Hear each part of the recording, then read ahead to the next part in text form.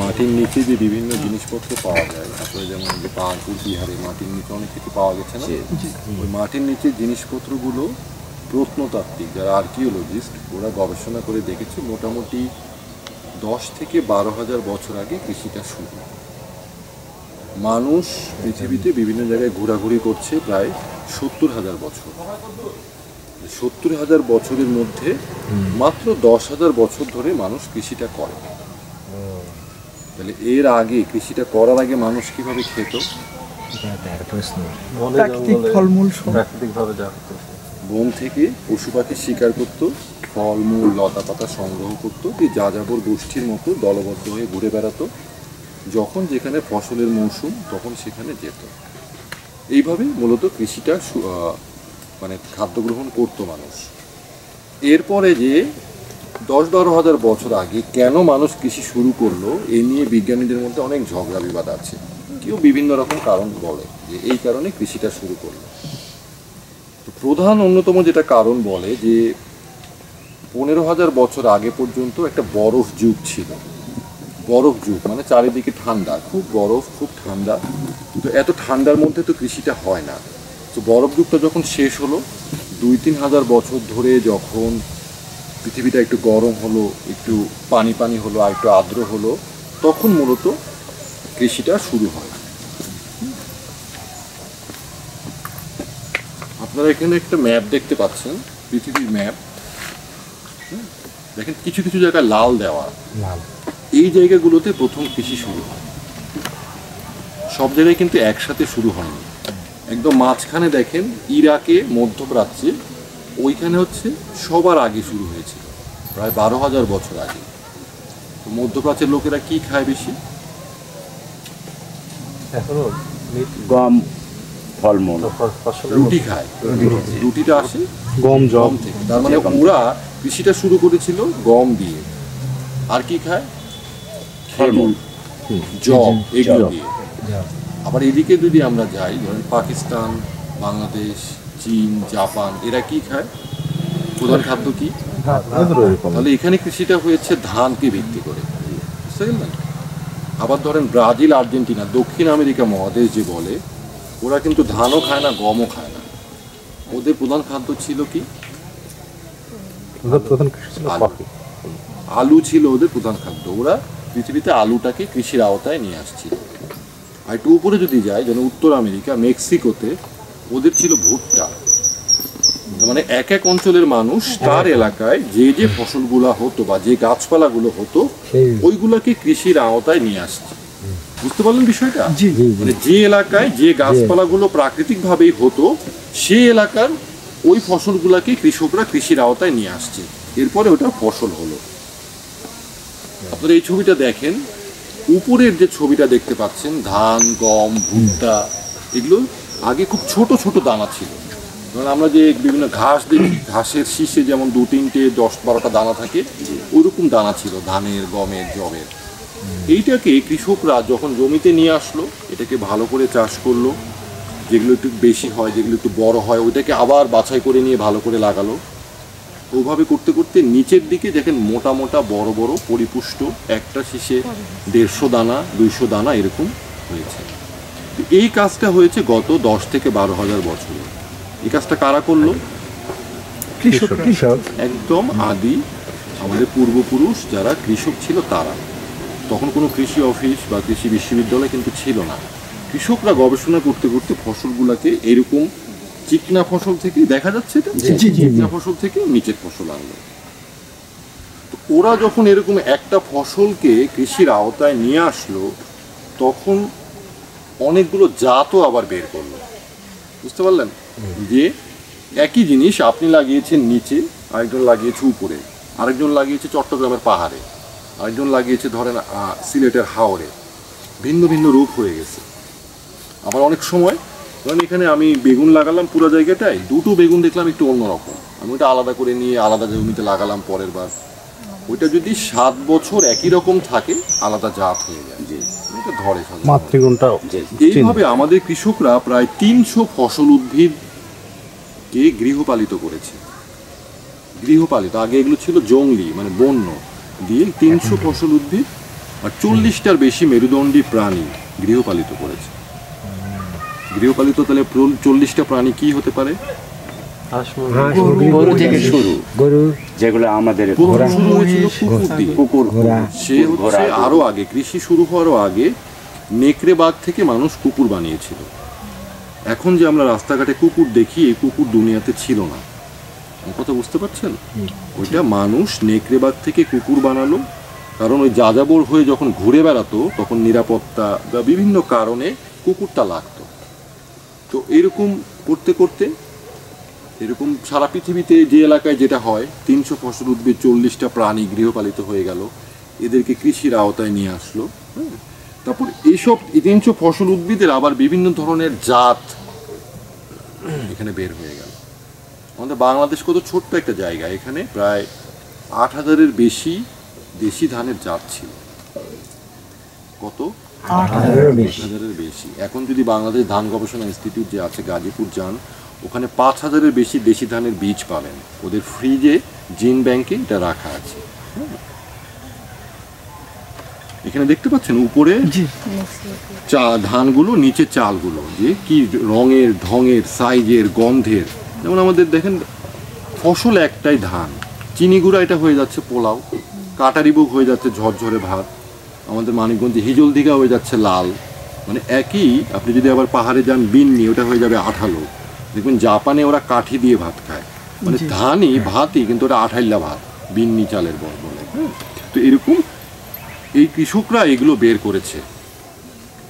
গত 2,000-3,000 বছরে কোনো ফসল বা প্রাণী গৃহপালিত হয়নি। এর আগের কৃষকরা এই সবগুলো করেছে। এই যে যেটা আমি বলছিলাম, যে দেখেন বাংলাদেশের মাটিটা, এক এক জায়গার মাটি এক এক রকম, মাটির গঠন এক এক রকম, মাটির উচ্চতা এক এক রকম। দেখেন বিভিন্ন রকম রং দেখা যাচ্ছে না? মানে ওই অঞ্চলগুলোর মাটির একরকম, ও ভিন্ন রং মানে ভিন্ন রকম। তো আমরা যদি কোনো কিছু এমন একটা চাপিয়ে দিই যে সারা বাংলাদেশে হবে, এটা খুব ভুল হবে। মাটির গঠনটাই আলাদা, মাটির সব কিছুই আলাদা। কৃষির যে উদ্বৃত্ত ফসল, ওই উদ্বৃত্ত ফসল দিয়ে এই পুরো বিষয়গুলো বিকশিত হলো। বুঝতে পারলেন? কৃষি না হলে এসব সভ্যতা আসতে হতো অন্যরকমভাবে আসতো, এখন যেভাবে এসছে সেভাবে আসতো না। তা আস্তে আস্তে পরিবার বড় হলো, ওর জমি বড় হলো, ওর একটু ফসলটা পরিবারে খায় পরে একটু বাঁচলো, উদ্বৃত্ত ফসল হলো। ওই উদ্বৃত্ত ফসলটা কি করবে? তখন প্রথম অন্যদের সাথে বিনিময় শুরু করলো, যে আমার একটু ধান বেশি হয়েছে, একটা জেলেকে দিলাম, তুমি মাছ দাও আমাকে, বা তাঁতিকে দিলাম, তুমি কাপড় দাও আমাকে। এটা যখন বিচ্ছিন্ন হবে শুরু হলো, আস্তে আস্তে এরকম বাজারের মতো তৈরি হলো। কারণ কোনো বট গাছ চিন্তা করলো যে তাহলে আমরা এভাবে তো উল্টাপাল্টা হয়, তাহলে একটা বট গাছের নিচে বসবো, ওইখানে সবাই আসবে, আমরা আমাদের ফসলগুলো বিনিময় করে নেব। বুঝতে পারলেন? এই বিনিময় থেকে আস্তে আস্তে আসলো কড়ি, কড়ি থেকে টাকা, টাকা থেকে এই ফসল বিনিময় থেকে আমাদের গ্রাম, গ্রাম থেকে সভ্যতা। বুঝতে পারলেন? সভ্যতা মানে যেখানে অনেক মানুষ একসাথে থাকে, শহরের মতো বানিয়েছে, কিন্তু এটার মূল ভিত্তিটাই হচ্ছে কৃষি। তো যখন এরকম বেচা বিক্রি শুরু হলো হাটে বাজারে, তখন কি হলো? তখন এক জায়গার ফসলগুলো আরেক জায়গার দিকে যাওয়া শুরু করলো। বুঝতে পারলেন? চীনে যে ধানটা হইতো ওইটা আস্তে আস্তে এদিকে চাপা শুরু করলো, আবার আরবের যে গমটা এদিকে চাপা শুরু করলো, দিয়ে দুটোই আমাদের এখানে ইন্ডিয়ার দিকে চলে আসলো, দিয়ে এইখানে আবার সিন্ধু সভ্যতা গড়ে উঠলো। মানে ফসলগুলো তখন পাল্টাপাল্টি হওয়া শুরু করলো। ওরা বুঝলো যে এরা গম করে, ওরা বুঝলো যে ওরা আলু করে। তো এইভাবে মোটামুটি করে চলছিল। মানে দুনিয়াটা খুব বেশি পাল্টায়নি। বুঝতে পারলেন? এটা গত 500 বছরে খুব বেশি পাল্টে গেছে। গত 500 বছর পর্যন্ত দুনিয়াটা অতটা পাল্টায়নি, মোটামুটি একইভাবে সভ্যতা হচ্ছিল, সভ্যতা বিনাশ হচ্ছে। মানে সভ্যতা বিনাশ হচ্ছে কেন এটা আমি একটু পরে বলবো। ধরেন এখানে আপনারা জানেন হরপ্পা সভ্যতা বা সিন্ধু সভ্যতা হয়েছিল আমাদের সিন্ধু নদীর তীরে, পাকিস্তানের ওখানে, হ্যাঁ, ভারতীয় উপমহাদেশের সভ্যতা। ওটা তো হওয়ার পরে ওটা কি এখন আছে? নেই। তার মানে ওটা বিলুপ্ত হয়ে গেছে, এটা বিনাশ হয়ে গেছে। এই যতগুলো সভ্যতা বিনাশ হয়েছে প্রধান কারণ ছিল পরিবেশ ধ্বংস করা। আমার কথা বুঝতে পারলেন? ওই এলাকার আশেপাশে এত পরিবেশ নষ্ট হয়ে গেছিল যে ওখানে আর মানুষ টিকতে পারেনি, মানুষ ওখান থেকে চলে গেছে। এখনও যদি আপনারা যুক্তরাষ্ট্রে, আমেরিকাতে যান, ওখানে দেখবেন ডেড সিটি আছে, মানে মৃত শহর। শহরে হাসপাতাল, বিল্ডিং টিল্ডিং, রাস্তাঘাট সব আছে, কিন্তু কেউ থাকে না, কারণ ওটা বিষাক্ত হয়ে গেছে বা ওখানে থাকার অনুপযুক্ত নাই, বা ধরেন ওখানে পানি আর উঠে না, পানির লেয়ার অনেক নিচে নেমে গেছে। এরকম সভ্যতাগুলো মূলত পরিবেশের 12টা বাজার কারণে হয়েছে। তা আমি যে প্রথম থেকে কৃষির গল্পগুলো বলছিলাম, যে বিভিন্ন জায়গায় কৃষির বিকশিত হয়েছিল, বিকাশ হয়েছিল, এখানে কি আমি ইউরোপের কোনো কথা বলেছি? ইউরোপ মহাদেশের কথা বলেছি? বলিনি, কারণ ওদের ওখানে বরফ পড়ে, মাটি রুক্ষ, ওদের ওখানে কৃষিটা অত ভালো হয় না। ফলে আমরা এখানে যখন গোলা ভরা ধান, পুকুর ভরা মাছ, পেট ভরে ভাত খাচ্ছি, আমাদের লালন হাসন রাজা এরা গান গাচ্ছে, মানে যখন গান কখন আসবে আপনার? মন ভালো থাকলে, পেট ভরা থাকলে না গানটা আসবে, এরকম আমরা করছি। ওই সময় ইউরোপের ওরা মারাত্মক খারাপ অবস্থা, মানে আজ থেকে 500-600 বছর আগে। ওদের ফসল হয় না, ধরেন শীতকালে বরফ পড়ে, এই বরফ থেকে বাঁচার জন্য গাছ কেটে আগুন জ্বালাতে হয়, ফলে গাছও কমে যাচ্ছে। মানে একদিকে খাদ্য সংকট, আরেকদিকে পরিবেশ বিপর্যয়, সব মিলে ওরা খুব বাজে অবস্থায় চলে যায়। মানুষ যখন বিপদে পড়ে, মানুষের তখন বুদ্ধি বেশি কাজ করে নাকি? বাংলাদেশের কোন এলাকার মানুষকে আপনি যে কোনো জায়গায় গেলে পাবেন? কেন? নোয়াখালীর মানুষকে যে কোনো জায়গায় গেলে পাবেন, বলে যে চাঁদে যদি যাই, গিয়ে দেখবো একটা নোয়াখালীর চা বিক্রি করতেছে, এরকম বলে না? কেন নোয়াখালীরা কেন সারা দেশে ছড়াই গেছিল বলেন তো? অভাব, ওদের ওখানে ঘূর্ণিঝড় হতো, খুব প্রাকৃতিক দুর্যোগ হতো, এই কারণে ওরা ছড়াই গেছে। ঠিক একইভাবে ইউরোপিয়ারা ওদের পরিবারের খাবার জোগানোর জন্য সারা পৃথিবীতে ছড়ায় যায়।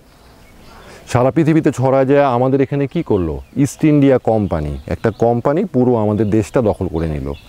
দেখেন, ভারত, পাকিস্তান, ইন্ডিয়া, বাংলাদেশ পৃথিবীর 4 আনা, মানে 25% জিনিসপত্র এই জায়গাটায় উৎপাদন হয়। এত উর্বর, এত সমৃদ্ধ আমাদের এই জায়গাটা। এই 3টা এত বড় বড় দেশ, যেটাকে আমরা বলি উপমহাদেশ, এই মহাদেশটা একটা কোম্পানি নিয়ন্ত্রণ করত। বুঝতে পারলেন? খুব দুঃখজনক না? ধরুন এখন প্রাণ কোম্পানি যদি শুনি যে আফগানিস্তান দখল করে নিয়েছে, আমরা বিশ্বাস করব? ঠিক এরকম কাজটা হয়েছে। অন্যান্য যে কোম্পানিগুলো আছে, ওরা এরকম সারা পৃথিবী দখল করে নেয়। পুরো পৃথিবীতে দখল করে নিয়ে ওরা ওদের যে প্রয়োজন সেই কাজগুলো ওরা করে। ওরা ওখানে শুনেছিল যে ইন্ডিয়াতে খুব সম্পদ আছে, ইন্ডিয়াতে খুব ভালো ফসল হয়, এজন্য কলম্বাস নাম শুনেছেন? কলম্বাস হচ্ছে জাহাজে করে ইন্ডিয়া খুঁজতে আসছিল, বিশাল জাহাজের বহর নিয়ে। ও হচ্ছে স্পেনের রাজাকে বলেছিল যে ইন্ডিয়া যদি খুঁজে পাই, ওখানে ব্যবসা করতে পারবো, অনেক লাভ হবে, তো আমাকে কিছু পুঁজি দেন, কিছু ইনভেস্ট করেন, তাহলে আমি যেতে পারবো। তো অনেক রাজাকেই যে বলেছে, স্পেনের রাজা রাজি হয়েছিল। পরে স্পেনের রাজার টাকা দিয়ে ওরা চলে যায় হচ্ছে ইন্ডিয়া খুঁজতে। হ্যাঁ, ইন্ডিয়া খুঁজতে গিয়ে ওরা ইন্ডিয়ার দিকে না এসে চলে যায় যুক্তরাষ্ট্রের দিকে, ওখানে ওয়েস্ট ইন্ডিজে ওরা চলে যায়। ব্রায়ান লারা নাম শুনছেন না? ক্রিকেট খেলে, গায়ানা বা এই ধরনের দ্বীপগুলো, কিউবা, ওইখানে চলে যায়। এই জন্য ওটাকে বলে ওয়েস্ট ইন্ডিজ, মানে পশ্চিম ইন্ডিয়া। ওরা পূর্ব দিকে না আসতে গিয়ে পশ্চিম দিকে ভুলে চলে যায়। তো ওখানে তখন রেড ইন্ডিয়ান বা আদিবাসীরা থাকে। 1492 সালে কলম্বাসের জাহাজ ওদের দ্বীপে গিয়ে থামলো। ওরা এরকম নতুন দেখলো সাদা মানুষ, ওরা ওদেরকে ফল আর মাছ দেয়, যে দূর থেকে আসছো খাও। হ্যাঁ, এর বিনিময়ে পরবর্তী 100 বছরে ইউরোপিয়ানরা ওই উত্তর আমেরিকা, দক্ষিণ আমেরিকা যত আদিবাসী আছে, এদের 90% মেরে ফেলে ওদের জায়গা জমিগুলো দখল করে নেয়। দখল করে ইউরোপদের যে ফসলগুলো লাগে ওইগুলো চাষ করা শুরু করে। ওদের কি ফসল লাগে? ওরা সকালে চা খায়, কফি খায়, তো চা লাগবে, শুধু চা খাওয়া যায় না, একটু চিনি দিতে হয়। আখ লাগবে, ওরা আফিমের ব্যবসা করে, একটু আফিম লাগবে। ওরা সিগারেট বেচে, তার মানে একটু তামাক লাগবে। মানে ওদের যেটা অর্থকরী ফসল, ওইগুলা ওরা উত্তর আমেরিকা, দক্ষিণ আমেরিকাতে বিশাল বড় বড় প্ল্যান্টেশন করে চাষ করা শুরু করে। মানে আপনার গ্রামে এসে যদি আমি বলি, আপা সরেন, এখানে আমি চাষ করব, দিবেন আমাকে? এই কারণে আদিবাসীদেরকে মেরে ফেলতে হয়েছে, যে আদিবাসীরাও ওদেরকে দিতে চায়নি। এইভাবে ওরা 300-400 বছর পুরা পৃথিবীটাকে শোষণ করে। আমরা গোসল করার পর গামছা চিপি না, দেখছেন কিভাবে চিপি? একদম সব পানি বের করে ফেলি না? এরকম পুরা পৃথিবীর যত রস, যত সম্পদ আছে ওরা নিয়ে চলে যায়। ইংল্যান্ডের রানী এখন একটা, ওর মুকুটে একটা কোহিনূর বলে হীরা আছে। এই হীরাটা কোথাকার জানেন? আমাদের ইন্ডিয়ার। এরকম কোহিনূর হীরার মতো যত ভালো ভালো সম্পদ ছিল সব চলে যায়। এরকম শোনা গেছে যে লন্ডনে আমি ইন্ডিয়া থেকে মাল নিয়ে একটা জাহাজ নিয়ে গেলাম, 300 জাহাজের সিরিয়াল পড়তো, এরপর আমি মাল খালাস করতে পারবো। মানে এই পরিমাণ মাল ওরা ওদের ওখানে নিয়ে যেত। তো যাই হোক, এরকম করতে করতে ওরা 1930-40 সালের দিকে আইসা দেখলো যে এদের আর কিছু নাই নেওয়ার মতো, যা নেওয়ার নিয়ে নিছি। এখন ওখানে গিয়ে যদি আমি অফিস বানিয়ে থাকি আমার লস হবে, বুঝলেন?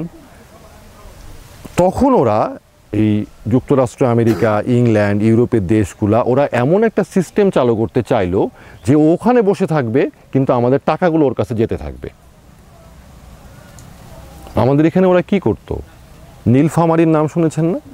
নীল ফার্মার, ওরা ওদের গার্মেন্টস হয়েছিল, গার্মেন্টসে শিল্প বিপ্লবের ফলে বড় বড় কারখানা তৈরি করলো।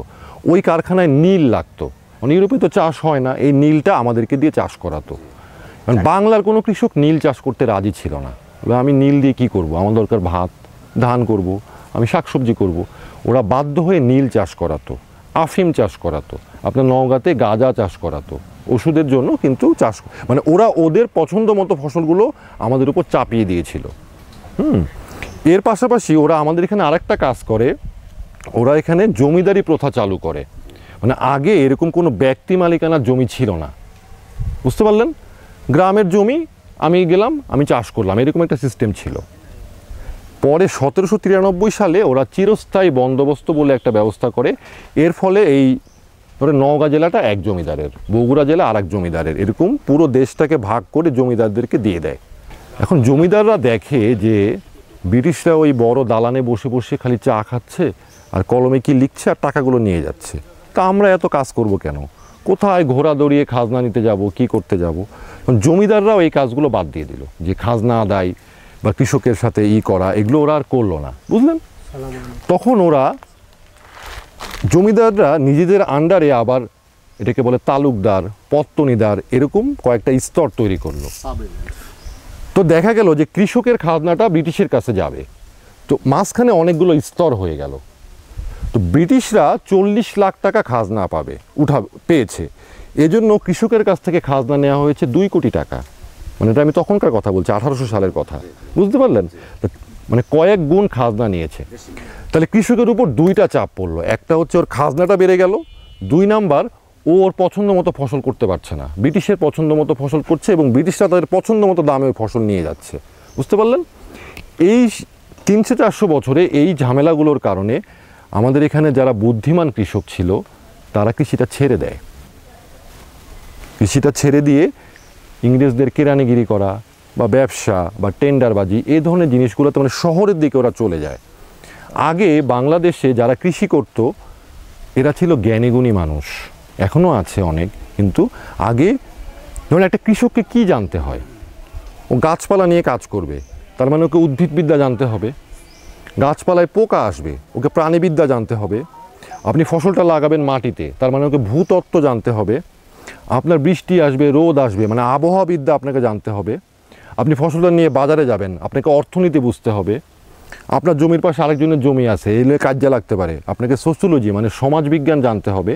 মানে একটা কৃষককে বহুমুখী জ্ঞানের অধিকারী হতে হয়, না হলে ও কৃষিকাজ করতে পারে না, বুঝতে পারলেন? কিন্তু এই যে জ্ঞানীগুণী কৃষকরা ছিল এই ব্রিটিশদের চাপে এরা ছেড়ে দেয়।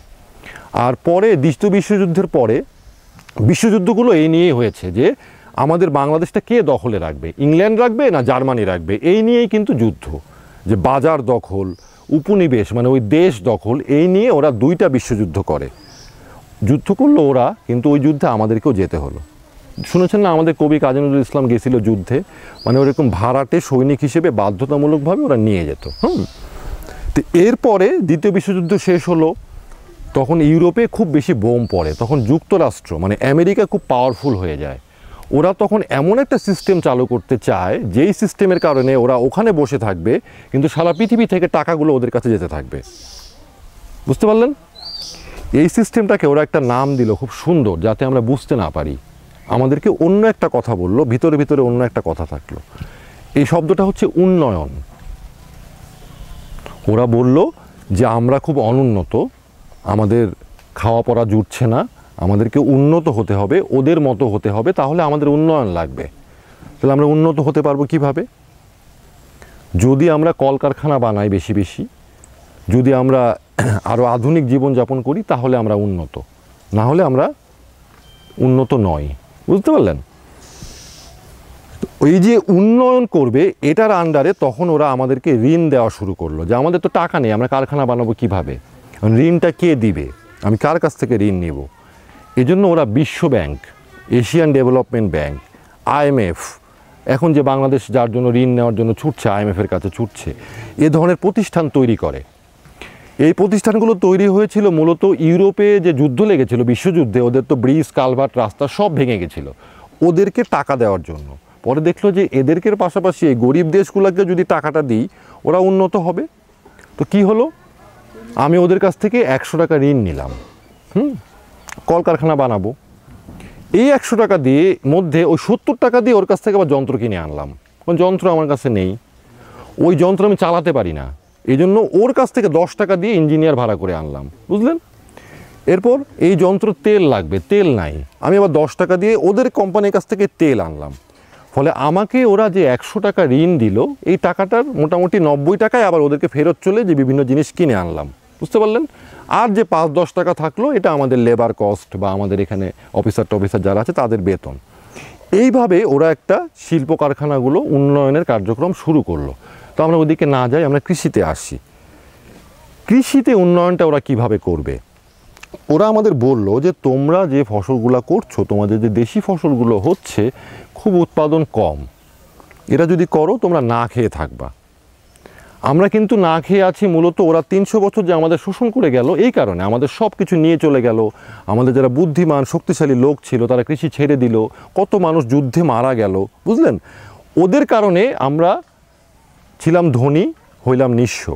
দিয়ে আমাদেরকে ওরা বলল যে তোমরা যে নিঃস্ব হয়ে গেছো, এই যে তোমাদেরকে আধুনিক বীজ দিলাম, এই আধুনিক বীজটা যদি করো অনেক ফলন বেড়ে যাবে।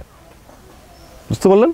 অনেক ফলন বেড়ে যাবে, তখন আমরা খাবার পাবো বেশি, আমরা উন্নত হতে পারবো, আধুনিক হতে পারবো। তো আমাদেরকে IR8 মানে ইরি ধান 8, চাচা মনে আছে? ছোটোকালে ইরি 8 আমাদের প্রথম এখানে আসলো, মেক্সিকোর দিকে দিল ভুট্টা, আমাদের এখানে আসলো উচ্চ ফলনশীল ধান, ওদের দিকে গেল উচ্চ ফলনশীল ভুট্টা। এই দুইটা দিয়ে 1960 সালের দিকে শুরু হলো সবুজ বিপ্লব, রাসায়নিক কৃষি। কথা তো ওরা পুরাটা বলেনি, শুধু প্রথম লাইনটা বলেছে যে তোমাদের এই বীজটা নাও, উৎপাদন বাড়বে। এইবার দ্বিতীয় কথা, যে ঠিক আছে বীজটা নাও, কিন্তু এই বীজটা চাষ করতে তোমাকে রাসায়নিক সার দিতে হবে। বুঝলেন? ঠিক আছে, তুমি যখন সারটা দিবা, তোমার গাছটা একটু বড় হয়ে যাবে, একটু নরম হয়ে যাবে, তখন পোকা আসবে, একটু বিষ দিতে হবে। বুঝতে পারলেন? এইভাবে এই সার বিষ দিয়ে শুরু করে এখন আমাদের হরমোন, ভিটামিন, কত কিছু একটার পর একটা আসছে। বুঝতে পারলেন? তো এটা দেখেন, এখানে প্রথম আলো একটা প্রতিবেদন ওরা দিচ্ছে যে 50 বছরে বাংলাদেশে এরকম সবুজ বিপ্লব বাস্তবায়নের ফলে অনেক উৎপাদন বেড়ে গেছে, অনেক ফসলের অনেক উৎপাদন বেড়ে গেছে, আমরা এটা করছি। আপনারা যখন রাস্তা দিয়ে যান, তেপান্তরে দুপাশে খালি ধান আর ধান দেখা যায় না? কারণ ধানে মনোযোগটা বেশি ছিল। এই যে তেপান্তরের মতো ধানটা আমরা চাষ করা শুরু করলাম, এর ফলে কি হলো? আমাদের ধান খেয়ে তো শুধু হয় না, আমাদের একটু তেল লাগে, গম লাগে, মশলা লাগে। আপনারা দেখেন, এটা হচ্ছে 2002 সালে আমরা এই জিনিসগুলো এতটুকু বিদেশ থেকে আনতাম, 2017 সালে আনছি এই পরিমাণ। দেখছেন, এইখান থেকে এইখানে চলে আসছে, এটা বাংলাদেশ ব্যাংকের হিসাব। 2002 সালে আমরা এই ধরেন একটা ধরি, আমি ধরেন তেল ধরি, এই তেলটা আনতাম আমরা 4 কোটি মার্কিন ডলারের তেল আমরা বিদেশ থেকে নিয়ে আসতাম 2002 সালে। কয় কোটি? 4 কোটি মার্কিন ডলার। এই তেলটা আমরা 2017 সালে আনছি 180 কোটি মার্কিন ডলার। বুঝতে পারলেন? কিছু নির্দিষ্ট ফসল, ধান, ভুট্টা, এই ধরনের ফসলের চাষ যে অনেক বেড়ে গেল, এটার উৎপাদন অনেক বেড়ে গেল, কিন্তু এটার বিনিময়ে আমাদের যে অন্যান্য কাউন, চীনা, বাজরা, তিল, তিসি বা অন্যান্য যে অপ্রধান বা অপ্রচলিত ফসলগুলো আছে, সব আস্তে আস্তে হারিয়ে গেল। বুঝতে পারলেন? কারণ আপনার বিস্তীর্ণ বিলের ধান করেছে, ওখানে আপনি তিল করতে পারবেন না, কারণ ওখানে পানি দিচ্ছে, এই দিচ্ছে, সে দিচ্ছে। আপনি যদি টেকনাফ থেকে তেঁতুলিয়ার সবগুলো বাজারে ঘুরেন, 12 মাস মোটামুটি নির্দিষ্ট কিছু শাকসবজি পাবেন, এর বাইরে কিছু পাবেন না। এভাবে শুধু বাংলাদেশে না, পুরো পৃথিবীর মানুষ 7টা শস্য আর 5টা প্রাণী, এ দিয়ে আমাদের 80% খাবার হয়ে যায়। বুঝতে পারলেন চাচা? 7টা শস্য খুব কম, ধান, গম, আলু, ভুট্টা, কলা, আর হচ্ছে ওইদিকে গরু, ছাগল, হাঁস, মুরগি, শূকর, এই কয়টা দিয়ে, এই 12 রকম দিয়ে আমাদের সারা পৃথিবীর মানুষের 80% খাবার হয়ে যায় এখন। আমাদের আদি কৃষকরা কয় রকম আবিষ্কার করেছিল? 340টা প্রাণী, 300 মেরু, ওইটা থেকে আমরা কমে আসলাম 12-তে। বুঝতে পারলেন আপা? আমাদের ফসলগুলো গেছে, আমাদের বীজগুলোও গেছে। ওই যে IR-8 দিয়ে ঢুকেছিল, আমাদের দেশি বীজ যত ছিল এ ধরনের সব চলে গেছে। এই বীজগুলা ওরা এই যে সার কীটনাশকগুলো যে সারা বাংলাদেশে ছড়াবে সুন্দর করে যাতে সবাই পায়, এজন্য ওই সময়, ওই যুদ্ধের সময় বিভিন্ন প্রতিষ্ঠান তৈরি করেছিল। ধান গবেষণা ইনস্টিটিউট, কৃষি গবেষণা ইনস্টিটিউট, BADC, এরকম যে প্রতিষ্ঠানগুলো দেখেন, এই প্রতিষ্ঠানগুলো মূলত এদের ডিলার হিসেবে কাজ করে। এসব কোম্পানি আছে না, সার্ভিস কোম্পানি, এদের ডিলার হিসেবে এই সরকারি প্রতিষ্ঠানগুলো কাজ করে। মানে আপনি যদি প্রাইভেট কোম্পানির ডিলারের কাজ দেখেন আর এদের কাজ দেখেন, দেখবেন মোটামুটি সেম। আমার কথা বুঝতে পারছেন? এই যে ডিলারশিপ করেও কুল পাওয়া যাচ্ছে না, কারণ দেখেন এই যে গুটি স্বর্ণা ধান, হিন্দি প্যাকেট, হিন্দি ভাষায় লেখা, এই কি বাংলাদেশে চলার কথা? গুটি স্বর্ণা ধান বাংলাদেশে আইনিভাবে আসার কথা। আপনি এখন দেখেন আমাদের প্রায় অর্ধেক জমিতে গুটি স্বর্ণা ধান হচ্ছে। এটা কিভাবে আসছে? মানে এটার উপর কোনো নিয়ন্ত্রণ নেই। আর এই যে ওরা বলেছিল যে এই বীজটা চাষ করতে আমাকে একটু একটু সার দিতে হবে, তো যখন ওরা এই যখন শুরু করলো সার দেওয়া, তখন 1 একর মানে 250 ডেসিমেল জমিতে 7 কেজি বা 8 কেজি সার লাগতো। 60 সালে, 70 সালের দিকে কয় কেজি লাগতো? 7 থেকে 8 কেজি সার দিত। 7 থেকে 8 কেজি।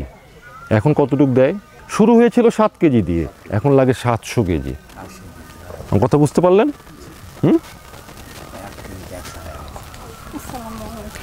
এই ছবিটা যদি আপনারা দেখেন, এটা হচ্ছে মাটির নিচে যে জিনিসগুলো আছে, এটাকে ওরা এঁকে দিয়েছে যে মাটির নিচে অনেক রকম কেঁচো থাকে, ব্যাঙ থাকে, ইঁদুর থাকে, অনেক রকম প্রাণী মাটির নিচে থাকে। আমরা যখন এই সারগুলো দিলাম তখন কি হলো? ওরা মারা গেল। সার হচ্ছে লবণ, আপনি যখন সার দিবেন লবণে ওরা মারা যাবে। বুঝতে পারলেন?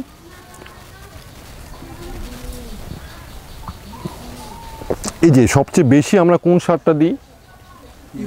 সাদা সার, ইউরিয়া। ইউরিয়া হচ্ছে নাইট্রোজেন। ধরেন আমি 10 কেজি ইউরিয়া এই জমিতে দিলাম, গাছ কতটুকু নিতে পারবে? 3.5 থেকে 4 কেজি সর্বোচ্চ যদি হয় ও নিতে পারবে, সর্বোচ্চ 4 কেজি নিতে পারবে, বাকি 6 কেজি গাছ নিতে পারবে না। কোথায় যাবে সারটা? কিছু বাষ্প হবে, কিছু মাটিতে থাকবে, কিছু পানিতে যাবে। এই মাটিতে যে সারগুলো মিশলো, ইউরিয়া মিশলো, এই সারগুলো বৃষ্টির পানির সাথে আমার পাতালের জলে যাবে, তাই না? পাতালে যেখানে জলের স্তর আছে ওখানে যাবে। আমি ওটা টিউবওয়েল দিয়ে চেপে ওই জলটা উঠিয়ে আবার খাবো, তাই তো? ইউরিয়া সারে আপনার নাইট্রেট বিষ বলে একটা তৈরি হয়, নাইট্রেট টক্সিন বলে। আপনারা যদি অনলাইনে সার্চ দেন নাইট্রেট টক্সিন, দেখবেন এটা ভয়াবহ। আপনারা মাঝে মাঝে শুনবেন যে ইউরিয়া সার দেওয়া ঘাস খেয়ে গরু মারা গেছে, বা আমাদের চট্টগ্রামে যে আনোয়ারাতে আছে সার কারখানা আছে, ওটা আশেপাশে মাঝে মাঝে গরু মারা যায়, কারণ ওই ড্রেন দিয়ে যে পানিটা আসে কোনো গাছে গেলে ওই গাছ খায়, ওই খাইলে মারা যায়। নাইট্রেট টক্সিন আপনি বিষাক্ত করে ফেলে, বিভিন্ন ধরনের শারীরিক সমস্যা এটা তৈরি করে। আপনার আমাদেরকে নাইট্রেট মিটার আছে, আপনি যে কোনো শাক সবজিতেও নাইট্রেট মিটারে পাবেন যে নাইট্রেট বিষ আছে, আবার এই মাটিতে পানিতেও নাইট্রেট বিষ আছে। এটা আমাদেরকে সর্বোপরি প্রাণ প্রকৃতিকে নষ্ট করে ফেলে। আমরা দিচ্ছি কি? লাল সার। লাল সারটা কোথা থেকে আসে আপনাদের কোনো আইডিয়া আছে? হ্যাঁ, বা ফসফেট, এগুলো মূলত খনি থেকে আসে। ধরেন পাহাড় আছে বা মাটির নিচে আছে, ওখান থেকে কোদাল দিয়ে বা মেশিন দিয়ে কেটে কেটে পাথর এনে ওটাকে গুঁড়া করে প্যাকেট করে আমাদেরকে দেয়। এগুলো খনিজ সার, মিনারেল, বুঝতে পারলেন? তো যে খনিগুলো থেকে আনে এটা মোটামুটি 2050-এর মধ্যে শেষ হয়ে যাবে। আর যদি শেষ নাও হয়, যখন এগুলো নিয়ে আসে ওখানে তো শুধু ফসফেট তো আপনি নিতে পারবেন না, ওখানে ফসফেটের সাথে আরও কিছু মিশ্রণ থাকে। তো ওইটা যারা ধনী দেশ ওই মিশ্রণটা ওরা ভালো করে মিক্স মানে বাদ দিয়ে দামি সারটা নেয়। আর আমাদের মতো যারা গরিব দেশ 2 নাম্বার 3 নাম্বার কোয়ালিটির গ্রেডের সারটা আমাদের কাছে আসে। তো এই সারে থাকে হচ্ছে ক্যাডমিয়াম। ক্যাডমিয়াম হচ্ছে একটা বিষাক্ত ভারী ধাতু। এটা যখন আমার জমিতে পড়লো, গাছের সাথে যায়, পানির সাথে যায়, আমার শরীরে আসে।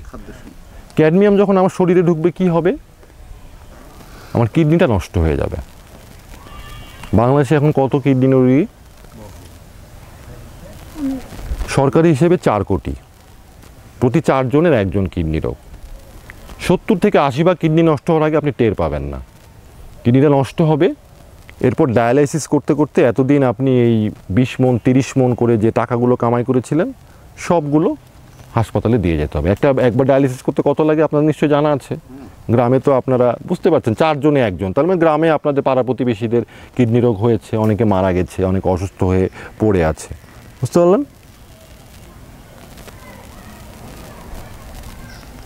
আমি এর সারে না যাই, তো খাদ্য সচিব গত সপ্তাহে ঢাকাতে একটা অনুষ্ঠানে বলছিল যে এখন গ্রাম বাংলার প্রতিটা ঘর বাড়ি একটা ওষুধের দোকান হয়ে গেছে। আমি যদি আপনার বাড়িতে যেয়ে বলি আপা খুব গ্যাসের সমস্যা হচ্ছে, আপনি আমাকে কী বলবেন?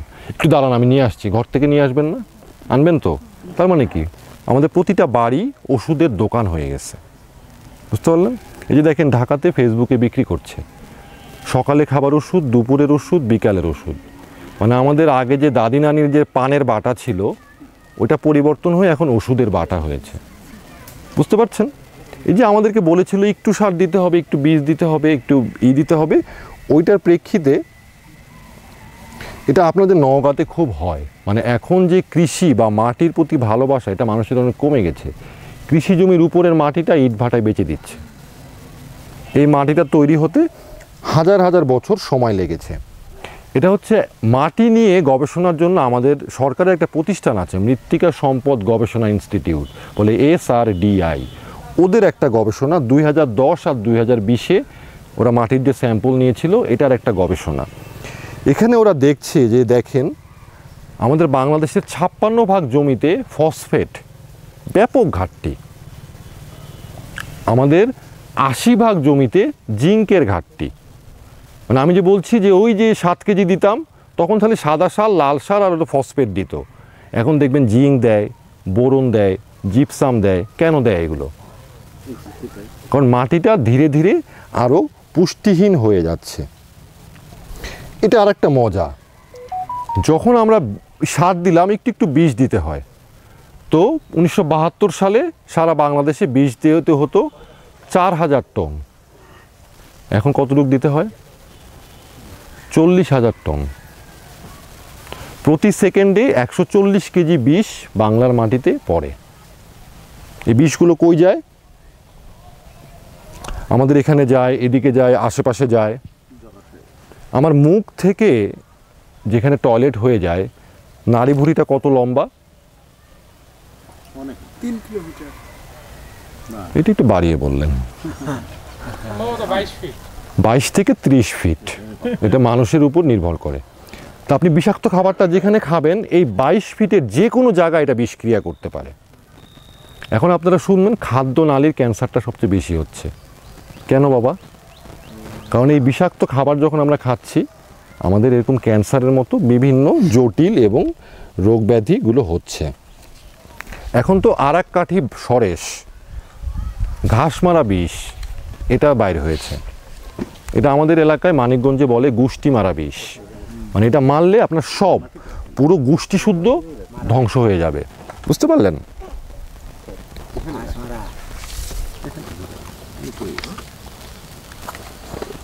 ঘাস মারা বিষটা কি হয়? আমি তো দিলাম, এটা তো এদিকে যাচ্ছে ওদিকে যাচ্ছে, এটা খুব ক্ষতি করে এবং কেউ বাঁচে না।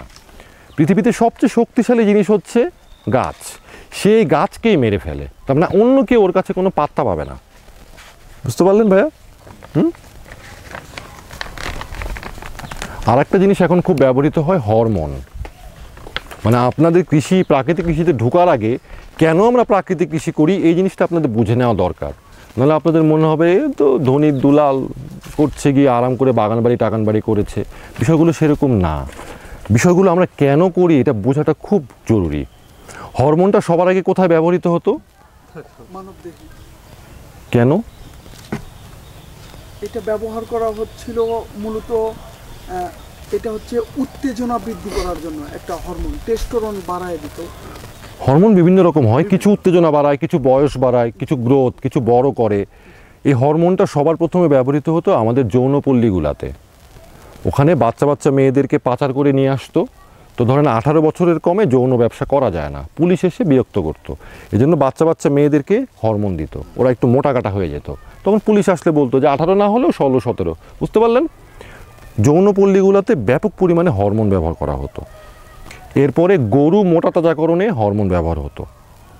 এখন যদি আপনি যান বাজারে, শাক সবজি মাছ মাংস কিচ্ছু পাবেন না হরমোন ছাড়া। হরমোন জিনিসটা খুব জটিল। ধরেন আপনার সাথে আজকে আমার পরিচয় হলো, আবার 1 বছর পর যদি দেখা হয় আমার একটা অন্যরকম ফিলিংস হবে না? যে আপনাকে তো আমি চিনি, আবার দেখেছি, আবার বাসায় ভাত খেয়েছি, হবে না? বা ধরেন আমার মামাকে আমি দেখলাম 2 বছর পরে, একটা ফিলিংস হবে না? বা বন্ধুকে, এই ফিলিংসটা হচ্ছে হরমোন। এটা খুব জটিল একটা বিষয়। বা ধরেন আমি এখন খবর পাইলে আমার পরিচিত কেউ মারা গেছে, আমার কষ্ট লাগবে না? এটা হচ্ছে হরমোন। তো এই যে মানবদেহের জটিল হরমোন জিনিসটা, যখন আমি কৃত্রিম হরমোন আমি খাবো, এইগুলো সব এলোমেলো হয়ে যাবে। এই জন্য এখন দেখবেন মানুষ খুব অল্পতে উত্তেজিত হয়ে যাচ্ছে। কিছু একটা বলছে, দিল কোপ, মারামারি, 2 জনের মধ্যে খেলা নিয়ে 2 গ্রামে মারামারি, ব্রাহ্মণবাড়িয়ার দিকে শুনবেন, সারা বাংলাদেশ। এটা হচ্ছে হরমোনের ইমব্যালেন্সের কারণে। একটা ছেলের হয়তো দাড়িটা পাকার কত বছর বয়সে? 40-45-এ। এখন পাকে কখন?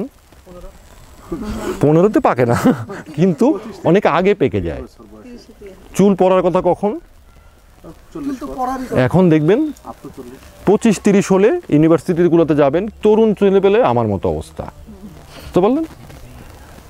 মেয়েদের মাসিক শুরু হওয়ার বয়স কত? 12 থেকে 14। এখন শুরু হয় কখন? এখন মানে ইউজুয়ালি 10 বছরের আগে শুরু হয় না, এখন দেখবেন 7-8-এ শুরু হয়ে যাচ্ছে। এই সব হচ্ছে হরমোনের কেরামতি। আমাকে দ্রুত বুড়িয়ে দিবে। মানে আমি কি করেছি, আমি আমাদের এখানে লাল শাক লাগিয়েছি, 30 দিন লাগবে। আমার পাশে আর এক কৃষক 30 দিনে 3 বার লাল শাক বিক্রি করছে, মানে ও 10 দিনে নিয়ে আসছে। এই লাল শাকটা যে খাবে সেও দ্রুত বুড়িয়ে যাবে। একদম প্রকৃতিতে কোনো ক্ষয় নেই, যেখান থেকে ঢুকবে সেখানে এটা কাজ করবে। বুঝতে পারলেন? তো এই হচ্ছে আমাদের মোটামুটি কৃষি পরিস্থিতি। তাও বুঝলাম যে উৎপাদন বেড়ে গেছে। আগে ধরেন দেশি ধানের হতো 10 মণ, এখন হচ্ছে 25 মণ 30 মণ। না, তো কৃষি কাজ করে আপনাদের এলাকায় কয়জন বিল্ডিং করেছে? কয়জন তার সন্তানকে কৃষক বানাতে চান? বুঝতে পারলেন? তাহলে কৃষিতে যে এই 10 মণ থেকে 25 মণ বাড়লো উৎপাদনটা, এই উৎপাদনের লাভটা তাহলে কোথায় গেল? এত যে উৎপাদন বাড়লো, তাহলে তো দাম কমার কথা। দাম কমেছে? আপনার দাম কমেছে? কৃষকের উৎপাদন ব্যয় বাড়ছে, ভোক্তারও খরচ বাড়ছে। মানে সবাই একটা দৌড়ের উপর আছে। বুঝছেন? এই পুরো ব্যবস্থাটা এইভাবে কাজ করে। আর এই যে আমরা যত সার বিষ দিই, যেগুলো উৎপাদন করে, এটা খুব অল্প কিছু কোম্পানি করে। মাত্র 4টা কোম্পানি আছে। এরা পুরো পৃথিবীর অর্ধেক বীজ সাপ্লাই দেয়। অর্ধেক বীজ। এরাই, এই 4টা কোম্পানি অর্ধেক রাসায়নিক সাপ্লাই দেয়। বুঝতে পারলেন? পুরো পৃথিবীর। এই যে এরকম একটা আপনাদের এখন আছে ফ্রিজিয়ান গরু, বড় বড়, বগুড়াতে গেলে দেখবেন সবার বাড়িতে বাড়িতে এই 3 লাখ 4 লাখ টাকার গরু। এটার পরের ধাপ হচ্ছে এরকম একটা আপনাকে দিবে। ওখানে প্রতিটা গরুর সাথে মেশিন লাগানো আছে, দুধ দোয়ানোরও ঝামেলা নাই, টাইমলি টান দেয়, দুধ চলে আসে। ওদের সামনে খাবার ঘুরছে, আপনি বস্তা করে দিয়ে দিচ্ছেন, সবার কাছে চলে যাচ্ছে। মানে ও যে একটা প্রাণী, ওর যে একটা বাচ্চা হয়, ওই বাচ্চাটাকে যে সারাদিন জিহ্বা দিয়ে চেটে দেয়, এতে যে বাচ্চাটা রোগ প্রতিরোধ ক্ষমতা বাড়ে। বা মুরগিটা যে বাচ্চাগুলোকে নিয়ে বিভিন্ন জায়গায় ঘুরে ঘুরে দেখাচ্ছে যে এটা খাবি, এটা খাবি না, ডায়রিয়া হলে এটা খাবি, এমনি সময় এটা খাবি, এইগুলো এখানে নাই। এইখানে যে কোনো পশু পাখি বা ফসলকে মনে করা হয় যন্ত্র। আমি ওখানে মাল দিব, মাল বের হবে। 10 টাকার মাল দিব, 20 টাকার মাল বের হবে। বুঝতে পারলেন? এটাকে পশু পাখি বা জীব বা প্রাণ হিসেবে বিবেচনা করা হয় না। আপনার যেমন গরুটা পালছেন, গরুটা যখন বিক্রি করে দেন কান্না আসে না? অনেকে ছাড়তে চায় না। এইখানে এগুলো কিছু নেই। এখানে হচ্ছে কয় টাকা খরচ করলাম, কয় টাকা পাইলাম, এরকম একটা চক্রের মধ্যে আমরা পড়ে গেছি। আর দুটো কথা বলে এই ব্যাকগ্রাউন্ড আমরা শেষ করব। এত খাবার হলো, তাহলে পৃথিবীতে খাবারের সংকট থাকার কথা? জাতিসংঘের একটা প্রতিষ্ঠান আছে, বলে খাদ্য কৃষি সংস্থা। ওরা হিসাব করে দেখাচ্ছে যে বর্তমানে পৃথিবীতে যত খাবার হয় সবার খেয়ে যথেষ্ট, সবাই খেতে পারবে। কিন্তু এখনও 90 কোটি মানুষ খালি পেটে ঘুমাতে যায়, ক্ষুধার্ত থাকে। মানে যে খাবারটা উৎপাদন হচ্ছে এটা সবাই সমানভাবে পাচ্ছে এরকম কোনো গ্যারান্টি নেই। বুঝতে পারলেন? তার মানে আমাদের খাবারের জন্য যে উৎপাদনটা বাড়িয়েছিল, ওই বাড়তি উৎপাদনে সবার খাবার নিশ্চিত হয়নি। বুঝতে পারছেন চাচি? আর একটা এখানে মারাত্মক কাজ হয়, আমরা যত খাবার উৎপাদন করি 3 ভাগের 1 ভাগ অপচয় হয়, নষ্ট হয়। কিন্তু দেখেন না, বড় লোকরা এতগুলা নেয়, একটু খায়, বাকি দিয়ে ফেলে দেয়। যত বড় লোক তত বেশি খাবার নষ্ট করে। গরিবের খাবার নষ্ট হইলে মুরগি খায়, গরু খায়, ছাগল খায়, নষ্ট হয় না। কিন্তু বড় লোক, ও তো থাকে টাইলসের মধ্যে, ওর এগুলো কিছু নেই। ও খাবার খেতে পারলো না, ড্রেনে ফেলে দিল, ফ্রিজে রেখে দিল, কদিন পর দেখছে স্বাদ লাগছে না, ফেলে দিল। এইভাবে বড় লোকরা, ধনী রাষ্ট্রগুলো বেশি বেশি খাবার খায়। আমি যে কৃষির গল্পটা আপনাদেরকে বললাম, এটা তো গত 50 বছরে ঘটেছে। এখন এটা আরও দ্রুত গতিতে পরিবর্তন হচ্ছে। এখন কীরকম করছে? এটাকে বলে সিনথেটিক বায়োলজি, মানে ল্যাবরেটরির মধ্যে ব্যাকটেরিয়া দিয়ে গরুর দুধ বানাচ্ছে, চামড়া বানাচ্ছে, গোস্ত বানাচ্ছে। গরু লাগছে না, এখন গোস্ত ল্যাবরেটরিতে বানানো যাচ্ছে। তো ওরা বার্গারের মধ্যে যে গোস্তের একটা খায় না, খণ্ড খায় না, ওইটা হচ্ছে এখন ওই ল্যাবরেটরির গোস্ত দিয়ে দিচ্ছে, আর্টিফিশিয়াল। হ্যাঁ, ওরা এটা করে ফেলছে। ওদের সাথে আমাদের পার্থক্যটা হচ্ছে, একজন ইউরোপিয়ান বা যুক্তরাষ্ট্রের মানুষ, ওরা বছরে গোস্ত খায় 180 কেজি। আমরা এখানে বাংলাদেশ, ইন্ডিয়াতে সর্বোচ্চ 7 কেজি খাওয়া হয় আমাদের। বুঝতে পারলেন? মানে ওরা গোস্তটা অনেক বেশি খায়, এজন্য ওরা এত গরুতে অনেক দূষণ হতো, অনেক ঝামেলা হতো, এই জন্য এই দিকে গেছে। আমাদের কিন্তু এই ঝামেলা নাই, কিন্তু ওরা এই প্রযুক্তিগুলো আমাদের এখানে চাপিয়ে দিচ্ছে, যে এখন ল্যাবরেটরিতে গোস্ত বানাতে পারবেন, দুধ বানাতে পারবেন, চামড়া বানাতে পারবেন, ডিম বানাতে পারবেন, ল্যাবরেটরিতে হয়ে যাবে। তো হলো না, আপনি কুরবানি দিবেন কিভাবে? ল্যাবরেটরি থেকে 5 কেজি গোস্ত এনে জবাই করলে হবে এটা? বুঝতে পারলেন? মানে আমাদের সামনে আরও নতুন নতুন সংকট তৈরি হবে, এবং প্রতিটা ধর্ম এমনভাবে তৈরি করা যে যাতে আমরা এই আকামগুলো না করি। আপনি আকিকা দিবেন কিভাবে? এই কৃত্রিম গোস্ত দিয়ে। হিন্দুরা বলি দিবে কিভাবে? বুঝতে পারলেন? তা আমরা যে কথাগুলো বলছি, এই কথাগুলো যে এখানে আমি জীবনে প্রথম বলছি এরকম না, এই কথাগুলো সবাই জানে। এই জন্য দেখবেন আমাদের জাতীয় জৈব কৃষি নীতি আছে, আমাদের কৃষি নীতি আছে। আমাদের কৃষি নীতির প্রথম শব্দটাই হচ্ছে নিরাপদ, লাভজনক কৃষি, টেকসই পরিবেশ। তা আমাদের কৃষি কতটা নিরাপদ আমরা রাখছি, এটা তো আপনারা দেখতে পাচ্ছেন। তো এই আর কি, মোটামুটি এই কারণে এসব শোষণ থেকে আমি যে বলেছিলাম যে ওরা যখন আমাদের এখানে বিশ্বযুদ্ধের পরে চলে গেল, আমাদেরকে স্বাধীন করে দিয়ে গেল। বুঝতে পারলেন? আমাদেরকে স্বাধীন করে দিয়ে গেল। এরপরে এমন একটা সিস্টেম চালু করেছিল যে আমাদের টাকাগুলো ওদের কাছে চলে যাবে। বুঝতে পারলেন এখন কি সিস্টেমটা আছে? এখন আমাদের কৃষির যত টাকা কোথায় যাচ্ছে? ওখানে চলে যাচ্ছে। এমন সিস্টেম ওরা করে ফেলেছে। এখন আর এখানে এসে অফিস করে দরকার নেই। তো এটার এগেনস্টে, এটার বিপরীতে অনেক, এই যে কাজগুলো হয়েছে, অনেক মানুষ কিন্তু এগুলোকে মানা করেছে। মানে বিজ্ঞানীদের মধ্যে একদল বলেছে, যে মৃত্তিকা বিজ্ঞানীরা সবার আগে বলেছে 1940-50 সালে, যে রাসায়নিক সারটা দিচ্ছেন এটা কিন্তু মাটির ক্ষতি করছে, এটা দেওয়া যাবে না। কিন্তু ব্যবসায়ীরা, যারা এই শিল্পপতি, ওরা এগুলোকে চাপিয়ে দিয়েছে। 1 নম্বরে আমরা যেটা নিই সেটা হচ্ছে দেশি বীজ। দেশি বীজ বলতে যেই বীজটা বাড়িতে রাখা যায়, যেই বীজের জন্য আমাকে কোম্পানির কাছে ধর্ণা দিতে হবে না, এরকম বীজ মানে বাড়িতে রাখা যায়, সেটাকে আমি বলছি দেশি বীজ। বুঝতে পারলেন আপা? এই দেশি বীজটা আমি করব হচ্ছে মিশ্র চাষ। এখন যেমন রাসায়নিক কৃষির ধর্ম দেখবেন, যা লাগাচ্ছে একরকমই লাগাচ্ছে। ও বেগুন লাগাচ্ছে, পুরো জায়গাটা বেগুন। কলা বাগান করছে, পুরো জায়গাটায় কলা বাগান। মুরগির খামার করছে, পুরো জায়গাটায় এক ধরনের মুরগি। আমাদের গ্রাম বাংলায় কখনো এরকম ছিল না। আপনারা একটু ছোটোকালে চিন্তা করে দেখেন, ছোটোকালে আমাদের নানি দাদিরা যে বাগানগুলো করতো, ছোট গাছ বড় গাছ সব রকম গাছ মিলে একটা ছিল, ওটাকে আমরা বলছি মিশ্র চাষ। এই দুইটা তখনই ভালো হবে যখন আমার মাটিটা উর্বর হবে। আমরা বললাম যে আগে 7 কেজি সার দিয়ে শুরু করেছিল, এখন দিচ্ছে 700 কেজি।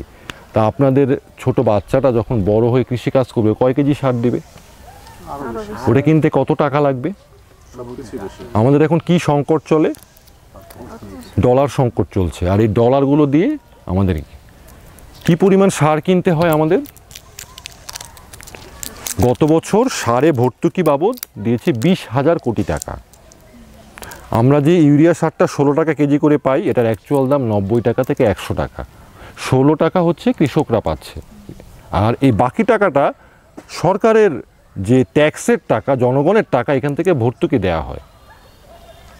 তার মানে আপনি এখন বাজারে যদি যান, 50 টাকা কেজি যদি চাল কিনেন, এই চালগুলো উৎপাদনের জন্য 1 বছর আগেই আপনি টাকা দিয়ে রেখেছেন। ওই ভর্তুকির 20,000 টাকা এটার সাথে যোগ করলে আপনার এই চালের দাম 50 টাকা থাকবে। বুঝতে পারলেন বিষয়টা? এখন আমি বেগুন যদি বাজারে 30 টাকা কিনি, এটার সাথে যে ভর্তুকি দিয়ে রেখেছি 20,000 কোটি টাকা, ওইটা যোগ করতে হবে। কিন্তু আমরা যোগটা করি না। যোগ না করার কারণে আমার মনে হচ্ছে ও খুব কম দামে তো পাচ্ছি, ও একটা দেশি ফসল নিয়েছে, এটার দাম বেশি চাচ্ছে। কিন্তু আসল ঘটনাটা হচ্ছে এটার ভিতর লুকানো খরচ আছে, যে আমি সারে ভর্তুকি দিয়ে রেখেছি আগের বছরই। ট্যাক্স যত ওরা কালেক্ট করেছে, এই যে নভেম্বর মাসে দেখবেন সবাই টিন সার্টিফিকেট করছে না, এই ট্যাক্সগুলো দিয়ে রেখেছে। এই টাকা দিয়ে ওরা এই সারে ভর্তুকিটা দিয়ে কৃষিটাকে টিকায় রাখছে। এখন আমি যখন দেশি বীজের মিশ্র চাষ করব, ঘটনাটা কি ঘটবে? দেশি বীজের আমরা মিশ্র চাষ করব। আমি কি বললাম যে আমরা যখন রাসায়নিকের প্লটগুলো দেখি, সব একই রকম ফসল হয়, একই ধরনের একই জাতের ফসল লাগায়। কেন লাগায়? ধরেন আমি বেগুন আর গাজর দিয়ে দিলাম, তাহলে কি আমি বেগুনের সারে গাজর কাজ করবে? করবে না। যেহেতু ওরা সার বিষ দিবে বেশি বেশি, যেহেতু আমি সার বিষ দিব বেগুনের পরিমাণ, এজন্য এখানে অন্য কোনো ফসল ঢুকায় না। বুঝতে পারলেন? মানে ওরা এক ফসল মনোকালচার করে। আমরা যখন আমাদের মিশ্র চাষটা করব, কখনোই আমরা এই কাজটা করব না। আমার জমিটা যদি এরকম হয়, আমি প্রথমে এটাকে ভাগ করে নিব। ভাগ হয়ে গেল না, 4-4-8 ভাগ, এক এক বেডে এক এক রকম ফসল দিয়ে দিলাম, মিশ্র চাষ হয়ে গেল। এইখানে ধরেন একটা পোকা আসলো বেগুনের, ও কি করবে? ও খুব দ্রুত সব জায়গায় কিন্তু ছড়ায় যাবে। ধরেন আমি বেগুন লাগাইছি এই মিশ্র চাষের মধ্যে, এইখানে একটা বেগুনের পোকা আসলো। আর ধরেন আমার পাশে আছে, এখানে পাশে ধরেন আছে মূলা, ধরলাম এখানে বেগুন লাগিয়েছি, এখানে ধরেন মূলা আছে। হ্যাঁ, এখানে বেগুনের পোকাটা যখন আসবে, এই যে মূলা গাছের একটা গন্ধ আছে না, এটা ওর পছন্দ হবে না, ফলে এখানে বেশিক্ষণ থাকবে না। আমার কথা বুঝতে পারছেন? আবার মূলার পোকা যখন আসবে, বেগুনের যে বাতাসটা আসবে, এটা ওর পছন্দ হবে না। তখন কি হবে? তখন আমার এখানে অটোমেটিক পোকা কম আসবে।